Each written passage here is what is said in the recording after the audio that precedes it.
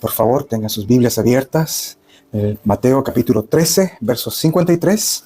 Y el sermón va a tratar de este pasaje hasta el capítulo 14, verso 12. Y antes de empezar, les pido por favor que oremos. Padre, gracias por tu gran amor y misericordia. Gracias en el precioso nombre de Cristo. Te queremos pedir que abras nuestros corazones y mentes para recibir aquello que sea tu palabra. Y especialmente te quiero pedir que lo que se pronuncie desde este púlpito sea solamente tu palabra y nada más que una exposición a tu palabra. Que tu Espíritu Santo ponga en nosotros el querer y el hacer. Que al salir de aquí podamos poner en práctica lo que tú nos has hablado. En el nombre de Jesús. Amén. Retomamos nuestros sermones del Evangelio de Mateo. Y este pasaje es muy interesante. Este pasaje que nos fue leído tiene 2 episodios, donde vemos a Jesús primero siendo rechazado por su propia gente, la gente de su pueblo, de Nazaret, donde él había crecido, donde él se había criado. Y luego tenemos este pasaje muy interesante donde el Evangelio cambia de escenario, de Jesús en su pueblo. La cámara, por así decirlo, de este reality, va a apuntar ahora a Herodes en su palacio. Herodes, el rey que gobernaba en esa región. Y la atención ahora está sobre Juan el Bautista, que nos enteramos ahora leer, ha muerto. Entonces son 2 historias, Jesús siendo rechazado y Juan el Bautista decapitado. Pero tienen algo en común muy poderoso. Las 2 tratan del rechazo a la palabra de Dios, el rechazo al mensaje de los profetas, el rechazo al Evangelio. Y cuando estaba preparando el sermón, no pude evitar pensar ¿por qué motivos hoy día la gente rechaza el Evangelio? ¿Por qué razones hoy día nuestra sociedad rechaza a la iglesia o rechaza a los cristianos? Algo muy similar estuvo compartiendo con nosotros Diego la semana pasada también. Y venía a mi mente un episodio que salió en las noticias en marzo de este año. No sé si se alcanza a leer.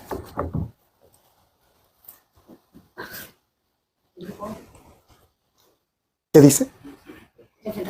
Grupo evangélico se enfrentó a combos con carabineros en plena plaza de armas.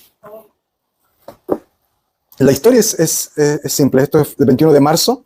Estaban un grupo de cristianos evangélicos predicando en la plaza a todo volumen, y los vecinos o la gente del lugar llamó a carabineros molestos por el ruido. Vino carabineros a pedirles que bajen el volumen o se callen, y todo fue escalando hasta que literalmente, como dice la nota, se agarraron a combos. Pero hay videos y es impresionante. Hermanos con el traje, la corbata, peleando, tironeando con los carabineros en el suelo, carabineros repartiendo palos. Impresionante. Y no pude evitar pensar los motivos. Quizás, no quiero juzgar, quizás en la mente de estas personas estaban queriendo llevar el mensaje del Evangelio. Sus intenciones eran honestas. Quiere compartir algo que a ellos les ha producido gozo, las noticias acerca de Cristo. Pero ¿cómo llegamos de ese anhelo de compartir el mensaje, de compartir algo que tú has recibido, a agarrarte a combos con la autoridad?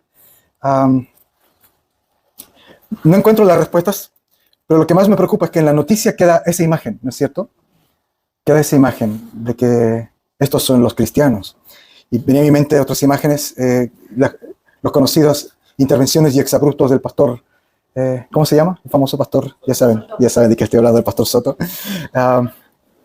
Y cosas así, me parece que sí hace que la gente tenga un rechazo, una aversión hacia lo que se considera hoy día cristiano, evangélico por lo menos el sector que no es católico, ¿no es cierto? Y si pensamos en el mundo católico, quizás lo que viene a mucha gente en su mente son las noticias de abusos y violaciones que se han cometido por sacerdotes. Ese tipo de noticias también manchan la imagen católica.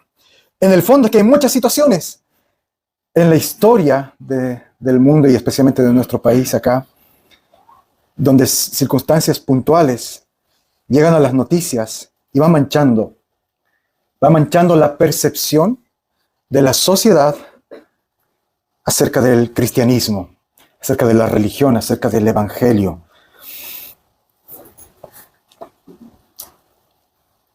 Y uno se pregunta por qué y especialmente cómo solucionar eso. Y uno piensa a veces que quizás predicando fielmente la palabra, la gente va a recibirla.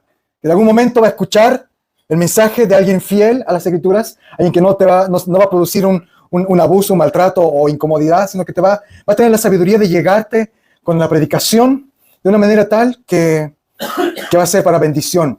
Alguien que va a hablar la verdad, alguien que va a decir la palabra de Dios, o alguien que va a decirlo en el contexto del servicio, que te va a servir, que va a hacer, no sé, te va a bendecir. Imagínate que alguien viene y te produce un gran servicio, te ayuda en tu necesidad, te acompaña cuando estás mal, te lleva comida cuando estás sufriendo, no sé, y hace un gran bien para tu vida. Y uno piensa que en ese contexto sí va a recibir la palabra de Dios. Y ciertamente hay casos donde sí se ha dado que el buen obrar, la buena actitud y el amor de los cristianos han sido un gran puente para llegar a vidas de las personas. Pero saben que estos pasajes me impactan mucho, porque en estos pasajes vemos lo contrario a lo que vemos en las noticias. Vemos a un hombre que es literalmente el Hijo de Dios, que hace milagros, que no hace nada más que el bien. Él no está incomodando con ruidos molestos. Él no está abusando ni maltratando a la gente que está a su cuidado. Él está cuidando, proveyendo, alimentando, sanando. Y Él está predicando la verdad. Y aún así es rechazado. Y en el episodio de Juan el Bautista tenemos a alguien que habla con la sabiduría de Dios. Alguien que habla con discernimiento. Alguien que habla con valentía. Que realmente puede decir la verdad. Un profeta de Dios. Aquel de quien Jesús mismo dijo que no ha habido profeta más grande, Juan el Bautista. Y aún así, su voz incomoda, molesta. Pareciera que no hay forma de que la palabra de Dios llegue a la gente, ¿no es cierto? El rechazo. Sin embargo, creo yo que estos pasajes tienen un mensaje de esperanza para el Evangelio. Vamos a ver ambos pasajes. Por favor, sigue conmigo en el verso 53. En el verso 53, Mateo dice que Jesús terminó de exponer las parábolas. Lo que está diciendo es que aquí ha terminado una etapa en su ministerio. Él estaba enseñando por medio de parábolas lo que es el reino de Dios. Pero a partir de este punto, Jesús va a hablar ya no tanto del reino de Dios, sino que va a hablar de Él. Y esto es importante para que lo tomen en cuenta. A partir de este pasaje, Jesús va a comenzar a enseñar acerca de su identidad. ¿Quién es Él? Con las parábolas se estaba enseñando acerca del reino de Dios, pero ahora va a enseñar quién es Él.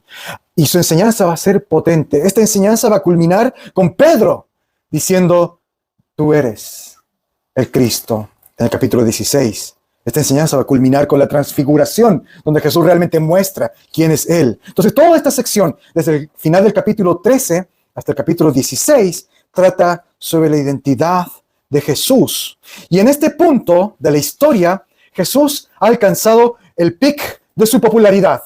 Su predicación, sus milagros van a ir incrementando mucho más. De hecho, en el capítulo 14 vamos a ver milagros asombrosos. Alimentación a 5,000 personas, Jesús caminando sobre las aguas. Milagros y milagros que hacen que su popularidad crezca enormemente. Pero lo que llama la atención es que luego de enseñar con parábolas, Jesús decide ir a su pueblo Nazaret, a su aldea, donde Él creció, donde Él fue formado de niño. Es interesante, no sabemos, Mateo no dice por qué Jesús decidió volver a Nazaret, pero quizás tiene que ver con que su madre y sus hermanos fueron antes a pedirle que Él se devuelva a casa. Eso está en el capítulo 12, versículos 46 a 50. En esa ocasión, cuando María y los hermanos de Jesús fueron a decirle, vuelve a la casa, fueron porque estaban asustados y preocupados. Pensaron que Él había perdido la cabeza.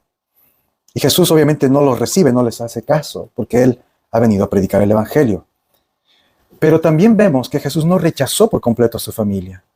Yo creo que este episodio de Él volviendo a nacer tiene que ver precisamente con ese amor que Él tenía para su familia, para tranquilizarlos, porque ellos todavía no habían entendido quién era Jesús. Y ese es el contexto de este pasaje, es muy interesante. Su propia madre y sus hermanos, entre paréntesis, sí, queridos hermanos, María tuvo otros hijos, no fue virgen, siempre virgen. Pero aquí vemos que su propia madre y sus hermanos, y hermanas, porque tenía hermanas mujeres también, no habían entendido quién realmente era Jesús. Y eso es lo que pasa cuando Jesús llega a su tierra. Mira el verso 54. Él comenzó a enseñar en la sinagoga. Él, aunque ha vuelto a casa, está con mamá, está con sus hermanos, no ha detenido su misión. Él va a la sinagoga y empieza a predicar, empieza a enseñar. Pero ¿qué pasa ahí? La gente que lo escucha se asombraba y empiezan a murmurar. La gente seguramente ya ha escuchado de los milagros de Jesús y ahora lo está viendo a Él. Pero hay un problema. Esta gente no es la primera vez que lo ven. Ellos ya lo conocían, lo han visto durante toda su vida. ¿Pero qué es lo que ellos han visto? El hijo de un carpintero. Un niño que ha crecido como cualquier otro niño. Probablemente de niño se le chorreaban los mocos. ¿Te parece medio hereje lo que estoy diciendo? Que Jesús se le chorreaban los mocos. Hermano, Jesús era un hombre, un niño común y corriente. Jesús tuvo que ir al baño, como nosotros. Después te pones a pensar en esas cosas. Jesús, el Hijo de Dios, fue un niño que necesitó el cuidado de sus padres. Que necesitó que sus padres le enseñen a limpiarse los mocos, a comer, a tomar los utensilios de alimento, a vivir la vida. Su papá adoptivo, José, le enseñó el oficio de carpintero. Y él seguramente andaba corriendo por las calles con otros niños. Él tuvo una vida normal. Él creció de una forma normal. Por supuesto, él no pecó nunca.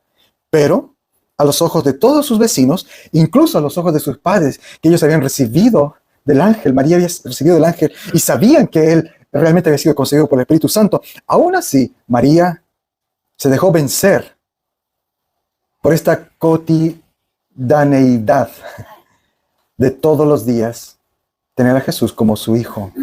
Y sus vecinos, por supuesto, ellos lo conocían a él, conocían a José, él era el carpintero del lugar, conocían a María, conocían a sus hermanos. De hecho, lo dicen acá en el verso 55, este es el hijo del carpintero. Su madre es María. Y sus hermanos son Jacobo, ese travieso que andaba corriendo con José, ¿se acuerdan? Ellos se entraron a mi campo y se robaron mis maíces, no sé, por decir cualquier cosa. Simón y Judas, los hermanos de Jesús eran pecadores, así que ellos probablemente sí se robaron algunas cosas. No sé, no hay ningún registro histórico de la infancia de Jesús. Pero no me cabe la menor duda, y Mateo está enfatizando aquí, que para la gente, cuando ven a Jesús predicar, lo desconocen. Cuando escuchan de que Jesús ha hecho milagros, de que ha hecho cosas maravillosas, se asombran. De hecho, la palabra aquí en el verso 54, que se ha traducido asombrar, es una palabra muy fuerte. Es la palabra escandalizo, de donde viene la palabra en español escándalo. Eso se traduce como asombrar. Es un impacto, un shock. Están asombrados, están escandalizados. Fue un shock. ¿Por qué? Porque para ellos, este es el hijo de José, el hijo de María, hermano de Jacobo, José, Simón y de las chiquillas. Están aquí sus hermanas con nosotros. ¿De dónde viene esta autoridad? ¿De dónde viene esta capacidad? Nosotros lo conocemos. Él no ha estudiado en Harvard. Él no ha estudiado con el gran pastor Enrique Lago. No sé. Él no ha sido formado en el CEP. Él no tiene. Él es un carpintero. ¿De dónde viene esta sabiduría? Él es Jesús. Todos le conocemos. Por lo tanto, cierran sus corazones. Y tenemos en el verso 57 esta poderosa declaración de Jesús. No hay profeta sin honra, sino en su propia tierra y en su propia familia. Este escándalo, este impacto que proviene de creer que ya conozco a esta persona, de los prejuicios, de fijar su mirada en lo terrenal, en el Jesús terrenal, en el Jesús, hijo de José, hijo de María, provocó un rechazo en ellos. Ahora, ¿quieren saber cuál es el verdadero escándalo de este pasaje? El verdadero escándalo es el siguiente. El último profeta que profetizó en estas tierras, antes de que apareciera Juan y Jesús, fue el profeta Miqueas 400 años atrás. Este pueblo estuvo sin escuchar la voz de un profeta, de alguien que les hable la palabra de Dios, por 400 años. Y 400 años después, Dios les envía a su Hijo. ¡A su Hijo! Pero la dureza de sus corazones les impide escuchar la palabra de Dios. Esto es verdaderamente triste, queridos hermanos, porque en este episodio es la dureza de sus corazones por tener su mirada puesta en lo humano. Y vamos a ver un poquito más adelante que fue la dureza de Herodes también lo que hizo que se cerrara a escuchar la palabra de Dios. Este relato termina con esta frase muy fuerte: por la incredulidad de ellos, no hizo allí muchos milagros. Jesús podía sanar a las personas. Tenía poder para sanar a las personas. Y déjame decir una cosa bien clara. Él no necesitaba permiso para hacer milagros. El tener fe para recibir un milagro de Jesús no era un prerequisito. Aquí, cuando Mateo dice que por la incredulidad de ellos, Jesús no hizo milagros, no está diciendo que la incredulidad es un freno para que Jesús no pueda hacer nada. Dios no puede hacer nada por tu incredulidad. ¿Y por qué digo esto? La misma Biblia nos muestra esto. Recordemos el episodio de los endemoniados gadarenos. 2 endemoniados totalmente poseídos por el demonio. No hay fe en ellos. Jesús viene y expulsa el demonio y los sana. Tener fe como prerequisito no es necesario. Jesús podía sanar, podía seguir haciendo milagros. ¿Qué quiere decir entonces que por la incredulidad de estos hombres Él no hizo allí muchos milagros? Quiere decir que Jesús decidió no hacer milagros, porque Él sabía que no iba a producir fe en ellos, que no había fe en ellos. En otras palabras, Jesús decidió no tirar perlas a los cerdos. Y esto es muy triste, muy triste. La dureza de su corazón fue tanto que en ese sentido fue un impedimento para recibir bendiciones que podían haber recibido de parte de Dios. Y lo peor es que no recibieron tampoco el Evangelio. De ese episodio triste, Mateo nos lleva a otro igual de triste. Jesús ha sido rechazado por su propia gente. El gran profeta de Dios, el Hijo de Dios, no ha sido tratado con honra en su propio pueblo. Y ahora el honor de Juan el Bautista es pisoteado mediante una injusta ejecución. Mateo dice que Herodes el tetrarca, en verso 1, se enteró de la fama de Jesús. Y en el verso 2, él dice a sus criados: este es Juan el Bautista que ha resucitado de los muertos. Ya con eso nos está diciendo aquí que Juan ha muerto. Y que cuando Herodes escucha de que Jesús está en la región y se entera de la fama de Jesús, él cree que es Juan que ha resucitado de los muertos. Esto es muy irónico, porque lo que nos está mostrando aquí es, este es Herodes Antipas, por si acaso, que se le conoce aquí como el tetrarca. Él está gobernando en esta región y su reacción es una mezcla de culpabilidad, de algo de conocimiento teológico, porque habla de la resurrección. Entonces conocía algo de la teología, probablemente de los fariseos que creían en la resurrección, pero sobre todo muestra su superstición pagana. Él creía que los espíritus regresaban para cobrar venganza. Entonces está asustado porque piensa que Juan ha regresado para vengarse de él, porque él fue quien lo mandó a ejecutar. ¿Quién era este Herodes Antipas, Herodes el tetrarca? Era hijo de Herodes el Grande. Herodes el Grande, su padre, fue el que gobernaba en toda esa región. Y cuando él murió, su gobierno se dividió entre sus hijos. Se dividió en 3 partes. Por eso cada una de estas 3 partes fue un tercio. Por eso a los que gobernaban, un tercio se le conoce como el tetrarca. El tetrarca de Galilea, el tetrarca de de Idumea, el tetrarca de Perea, si no me equivoco. Mis clases de geografía no están muy frescas. Pero se dividió entre los 3 hijos de Herodes, y este es uno de los hijos. Este Herodes es famoso en la Biblia porque fue el que mató a Juan el Bautista y porque es el que más tarde va a entrevistar a Jesús antes de su crucifixión. ¿Y qué pasó con este Herodes? Su padre es el que había ordenado matar a los bebés. Este Herodes tampoco era una persona moralmente buena, todo lo contrario. Mira el verso 3. Herodes había aprehendido a Juan, lo había encadenado y lo había metido en la cárcel por causa de Herodías, la mujer de Felipe, su hermano. ¿Qué pasó con este Herodes? No voy a profundizar en su familia porque es todo un enredo, pero cuento corto. Él, estando de visita en la casa de su hermano, se enamoró de la mujer de su hermano, que también era su sobrina. O sea, era la mujer de su hermano y era sobrina de él. Era menor. Y se la llevó. Y ella se fue con él. Eso también habla mucho de la integridad moral de Herodías. De hecho, su nombre Herodías es porque era familiar de los Herodes. O sea, eran todos parientes. Entonces él se llevó a la mujer de su hermano. Él ya era casado. Se divorció de su mujer y se llevó a la mujer de su hermano.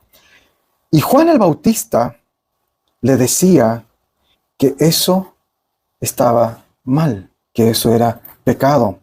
Juan le dijo claramente en el verso 4, dice, no te es lícito tenerla. ¿Por qué Juan le decía esto a este Herodes? Este Herodes, como su padre, ellos querían ganarse el favor del pueblo.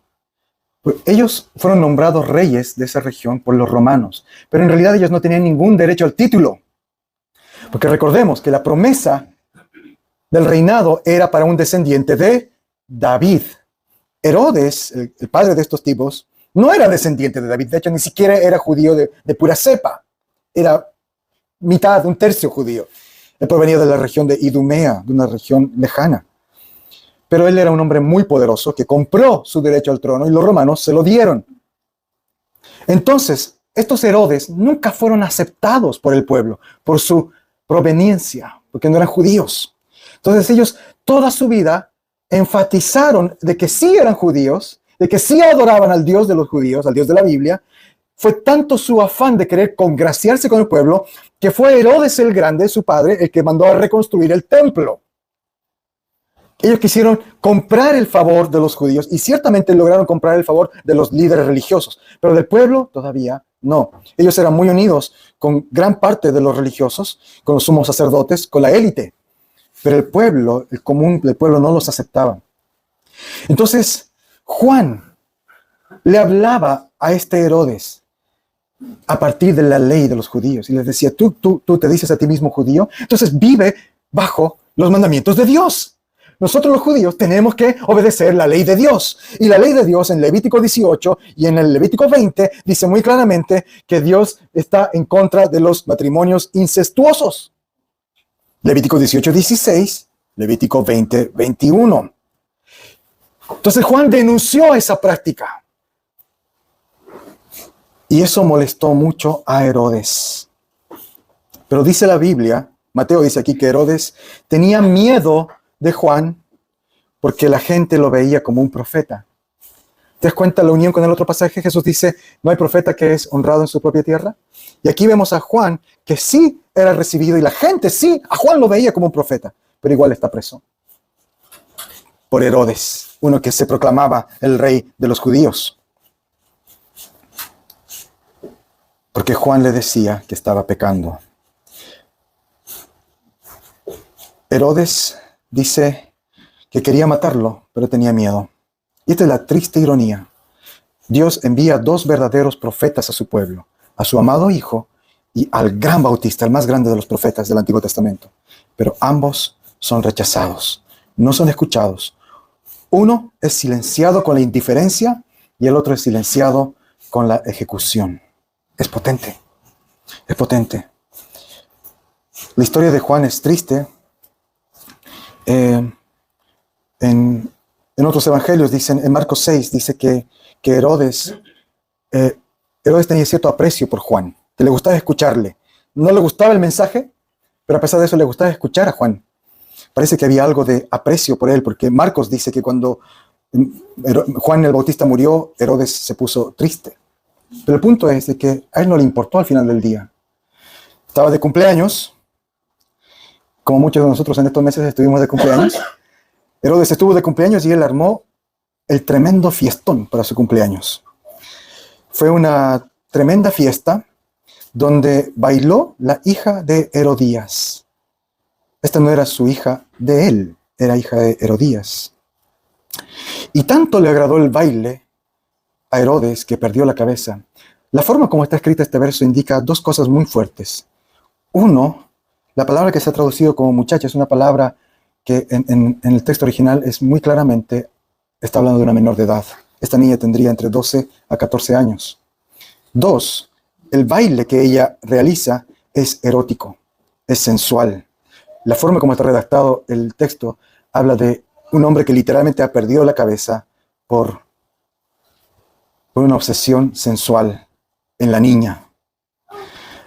Eso nos habla de la decadencia moral de esta familia y cómo Herodías utiliza a su propia hija para silenciar a este hombre que tanto le incomodaba a ella y que estaba amenazando el reinado político de su marido, porque el mensaje de Juan era una amenaza al reinado político de Herodes. Así que ese día la niña bailó de forma muy lujuriosa, encendió la pasión de Herodes y lleno de pasión hace un juramento delante de todos sus invitados. Pídeme lo que quieras. Algunos textos añaden, aun si fuera la mitad de mi reino, y te lo daré. Hermanos, si no es una revelación profética, mejor no conteste. Entonces, Herodes hace ese tremendo juramento y la hija, obviamente, bajo la manipulación de su madre, le pide la cabeza de Juan el Bautista. Y aunque Marcos dice que Herodes tenía miedo a Juan, que lo protegía, que le gustaba escucharle y que se puso triste, al final pesó más el miedo a quedar mal, porque había hecho un juramento delante de todos, de todas sus amistades y su familia, así que mandó a matar a Juan. Su orgullo tuvo un peso más grande que cualquier temor de Dios que haya podido estar desarrollando en él por la predicación del Evangelio. Su orgullo pudo más. Qué doloroso. Juan es decapitado, lleva su cabeza en un plato y la muchacha se le entrega a su madre. Este pasaje termina con esta nota triste de que los discípulos de Juan, quienes lo habían acompañado durante todo su encarcelamiento, recogen su cuerpo y le dan sepultura. Y ellos le dan la noticia a Jesús de la trágica muerte de Juan. Estos dos pasajes nos están mostrando, queridos hermanos, de que el Evangelio está bajo ataque. Volviendo al evento que mencionaba al principio, es muy triste cuando el Evangelio es puesto en tela de duda por los mismos protagonistas, los mismos cristianos, por nuestra torpeza, nuestro pecado, nuestra forma de conducirnos. Es muy triste.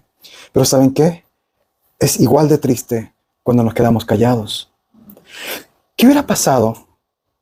¿Qué hubiera pasado si Jesús hubiera cedido a la tentación de querer demostrar quién realmente era, de dejarse vencer por el orgullo en su pueblo y decir, ustedes todavía me ven como el hijo del carpintero?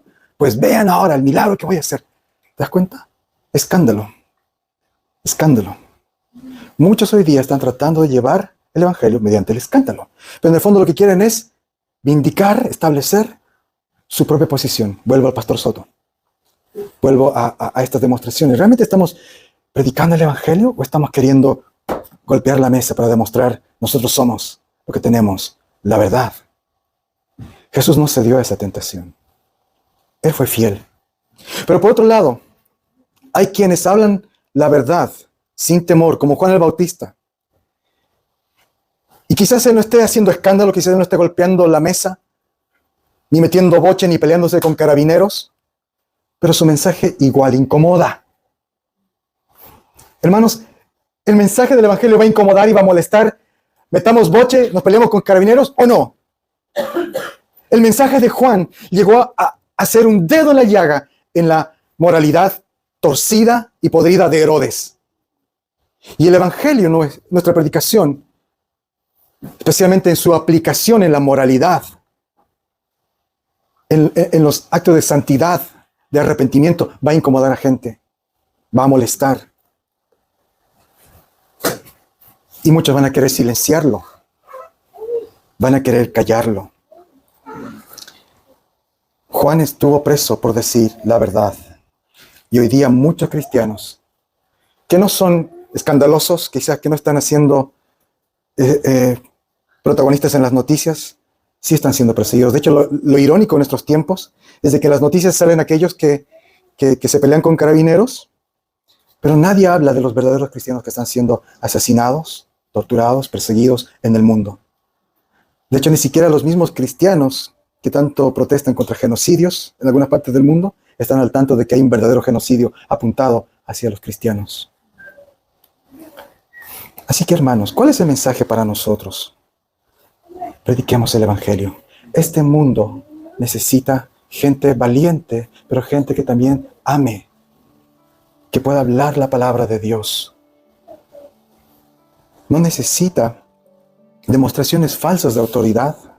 No necesita que nos alejemos del mundo, que nos distanciemos de la gente, pero tampoco necesita que adornemos el mensaje al punto de que el mundo nos ame y nos tenga como uno de los suyos. Necesita que seamos como Jesús, mansos y humildes, pero también como Juan, fieles en la verdad, aun si eso tenga un costo alto para nosotros. Ambos pasajes se complementan. En la figura del maestro manso y humilde que es rechazado en su pueblo, y en la figura del profeta fiel que es decapitado por la autoridad de su pueblo. Y en ambos nosotros tenemos un poderoso llamado a ser como ellos. Amén. Como decía Dani, hoy día vienen tiempos de cambio en nuestro país, y hoy día más que nunca necesita de cristianos que amen, que sirvan, que sean verdaderos en su fe, que sean mansos y humildes como Jesús, pero que también tengan la característica de Juan, que no están dispuestos a transar lo que saben que es verdad. Que están dispuestos a que cuando llegue el momento de decir la verdad, con valentía, no con un show mediático, pero sí con valentía, con firmeza. Que seamos esos cristianos, hermanos. Amén. Amén. Oremos.